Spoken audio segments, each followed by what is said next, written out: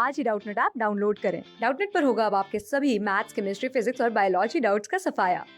बस अपने क्वेश्चन की फोटो खींचो, उसे क्रॉप करो और तुरंत वीडियो सोल्यूशन पाओ। Download now. सबसे पहले हम क्वेश्चन पढ़ लेते हैं। अ consumer consumes good x, explain the effect of fall in the prices of related goods on the demand of x. तो हमें क्वेश्चन में गिवन है कि एक कंज्यूमर है जो गुड एक्स कंज्यूम करता है और हमें बताना है कि अगर रिलेटेड गुड्स के प्राइस अगर फॉल कर जाते हैं तो एक्स की डिमांड पे क्या फ़र्क पड़ेगा। Use diagrams showing demand for good x on the x axis. तो हमें डिमांड दिखानी है एक्स एक्सिस पे and its price on y axis, और प्राइस दिखाना है वाई एक्सिस पे। तो हमारे पास दो टाइप्स के रिलेटेड गुड्स होते हैं जो हमें क्वेश्चन में गिवन है। Related goods, these are of two types. First, substitute goods. तो सबसे पहला आता है हमारे पास सब्सटीट्यूट गुड्स और सेकेंड आते हैं हमारे पास कॉम्प्लीमेंट्री गुड्स। कॉम्प्लीमेंट्री गुड्स, ठीक है। तो हम रिलेशनशिप देख लेते हैं। Substitute goods are the goods, सबसे पहले है हमारे पास सब्सटीट्यूट गुड्स, ठीक है। तो substitute goods are the goods which are used in place of one another. मतलब ये एक दूसरे की जगह पे यूज हो सकते हैं, used in place of one another, या फिर ये एक दूसरे का यूज को सब्सटीट्यूट कर सकते हैं। तो हमारे पास बहुत फेमस एग्जांपल होता है जो हम सारी जगह यूज करते हैं, which is T and coffee. T and coffee, ठीक है।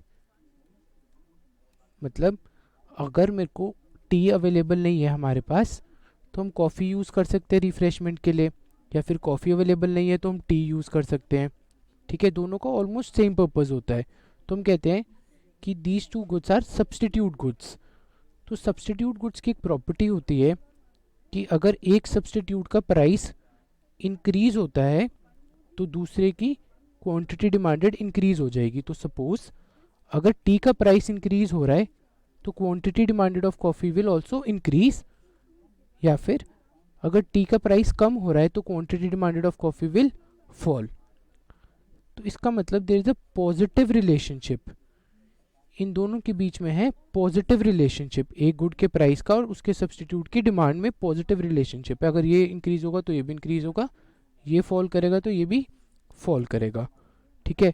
तो हमें क्वेश्चन में गिवन है a consumer consumes good x, explain the effect of fall in the prices. तो हमें फर्स्ट पार्ट में गिवन है कि there is a fall in price of substitute good. तो अगर सब्सटीट्यूट गुड का प्राइस फॉल हो रहा है तो दूसरे गुड की डिमांड भी फॉल होगी, ठीक है। तो हम फर्स्ट पार्ट में ले लेते हैं यहाँ पे सब्सटीट्यूट गुड। वाई एक्सिस पे है प्राइस, एक्स एक्सिस पे है quantity.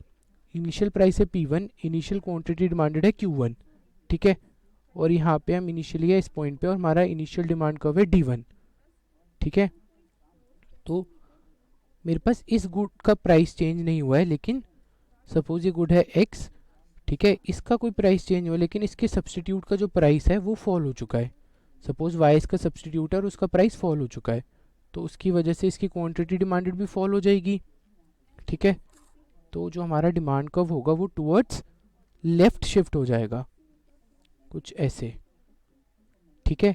There will be a leftward shift in the demand curve, और डिमांड कर्व शिफ्ट हो जाएगा D1 से D2 पे। और जो हमारी नई डिमांड होगी वो होगी प्राइस लाइन और इस डिमांड कर्व के इंटरसेक्शन पे, और वो होगी अराउंड मेरे पास Q1 से हो जाएगी Q2। मेरी डिमांड इतनी कम हो जाएगी, Q1 से Q2 पर पे आ जाएगी डिमांड। और ये हो रहा है क्यों क्योंकि इसके सब्सटीट्यूट का, या फिर जो हमने y लिया था कि y x का सब्सटीट्यूट है, उसका प्राइस फॉल कर रहा है, ठीक है। अब हम आते हैं कॉम्प्लीमेंट्री गुड्स पे। तो complementary goods are the goods which complement the use of one another.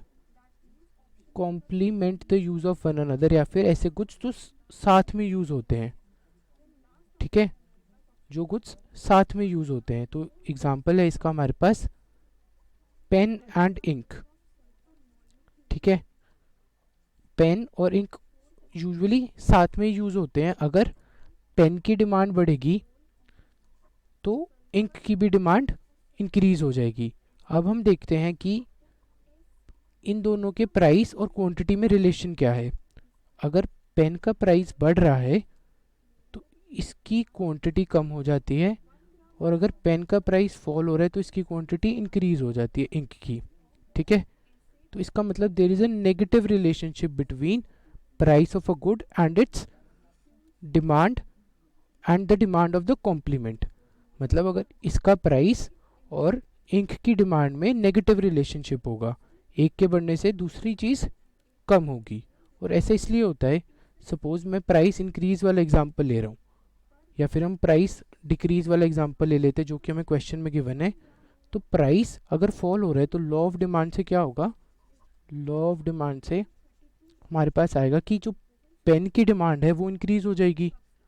Law of demand ये कहता है ना कि प्राइस कम होने से डिमांड बढ़ जाती है, तो लॉ ऑफ डिमांड से पेन की डिमांड इंक्रीज हो जाएगी। और जब पेन की डिमांड इंक्रीज हो जाती है तो पेन और इंक तो मैं साथ में यूज़ करता हूँ, तो ऑब्वियसली इंक की डिमांड भी बढ़ जाएगी।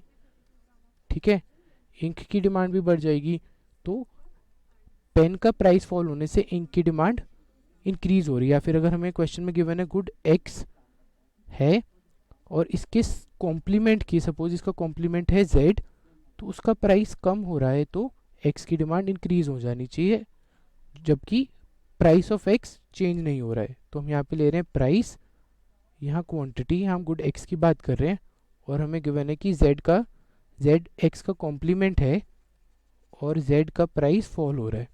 ठीक है, तो जेड का प्राइस फॉल होने से क्या होगा, एक्स की डिमांड इंक्रीज हो जाएगी, तो there will be a rightward shift in the demand curve. तो सपोज इनिशियली हमारा प्राइस था एक्स का P1 और डिमांड थी Q1 और इनिशियल डिमांड कर्व था D3, तो जो हमारा डिमांड कर्व है वो टुवर्ड्स राइट शिफ्ट हो जाएगा, जबकि जो मेरा प्राइस है वो कांस्टेंट ही रह रहा है।